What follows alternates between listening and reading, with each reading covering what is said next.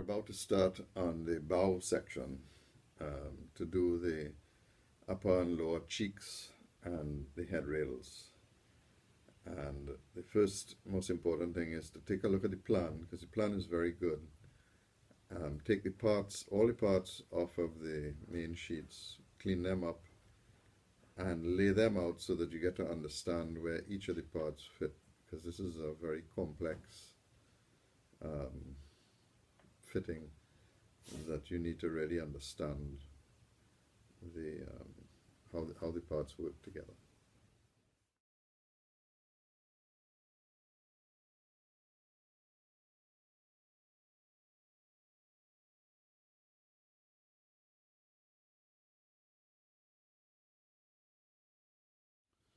You also need to start painting the parts in their final color.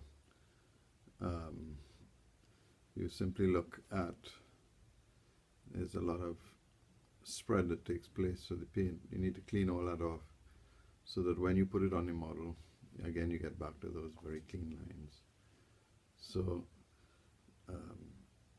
take time and paint all your parts before you stick any of them, because it's almost impossible to get those nice clean lines once the parts have been stuck.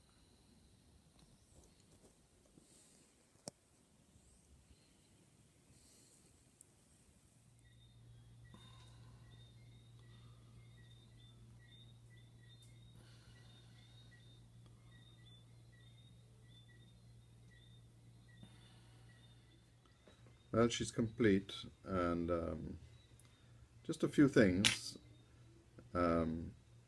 It didn't come out exactly as they wanted it to come out, but it's pretty good. What's quite nice is the kit actually gives you extra parts. It assumes that you're going to break some of these. This is the little piece that fits right here and is very, very fragile.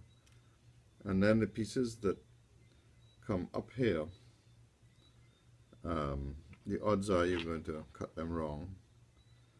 And of course, so there are two extra of those and one extra of this piece here. So all in all, I think it came out pretty good. I think if you take a look at it. Some of the lessons learned is, again, when you're putting the main whale together, you have to make sure that the whale is dead on, because again it reflects. We had to do a little bit of cheating as we came up here. It wasn't exactly level, and but you can hardly see the difference now that it's all installed. Again, as I keep stressing, pre-painting these pieces. There's just absolutely no way you're going to get a finish unless you pre-paint, sand, pre-paint, and then you can touch up when the pieces are assembled. But you need to do the lion's share of the work before you stick the pieces. So that's it. Bow is now complete. And again, I'm not sure where I'm going for the next video, but we'll see you then.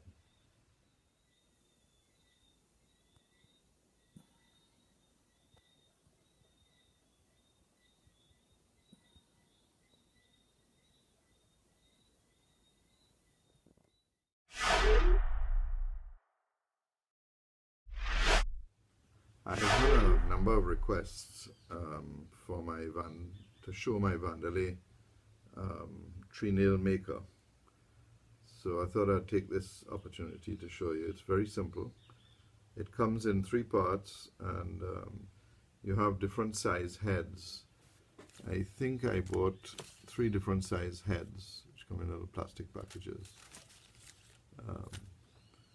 So it's ready. You simply place the head in the main holder, and they supply you with an Allen key and tighten that down so that it's tight. And then you put the other head over that, tighten that up, and then you put this on the drummer. And you take the head off the drummer, exposing the threads, and then you simply screw the treenail maker onto the drummer, and you have it tight.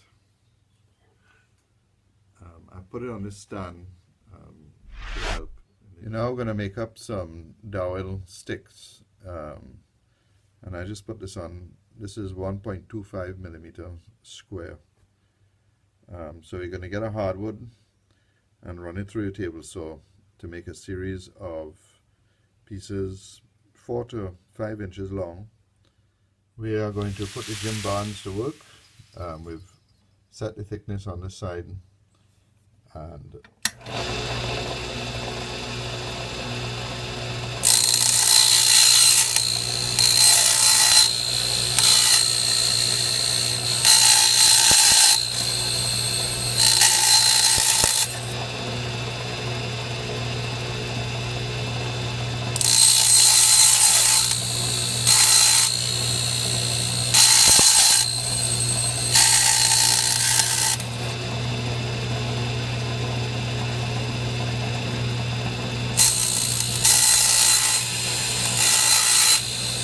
I would suggest that you use the hardest wood that you can get with the tightest grain, obviously because of the size that you're going to end up making.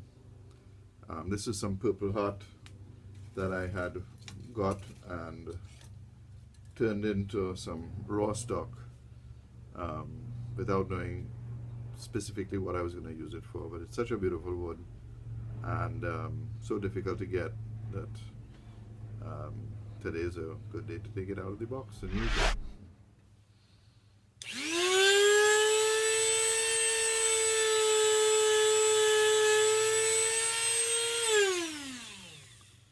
And there you have the first one.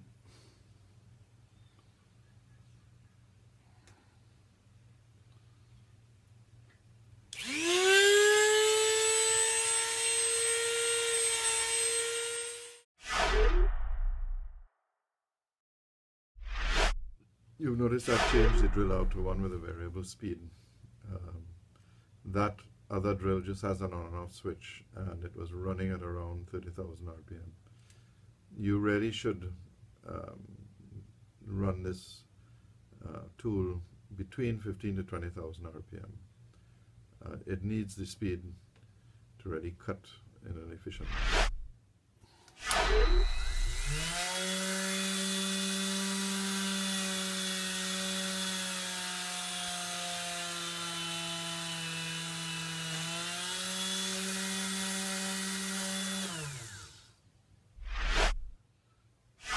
When a treenail breaks in it, you will get clogs, and the first thing you try to do is simply pull it out.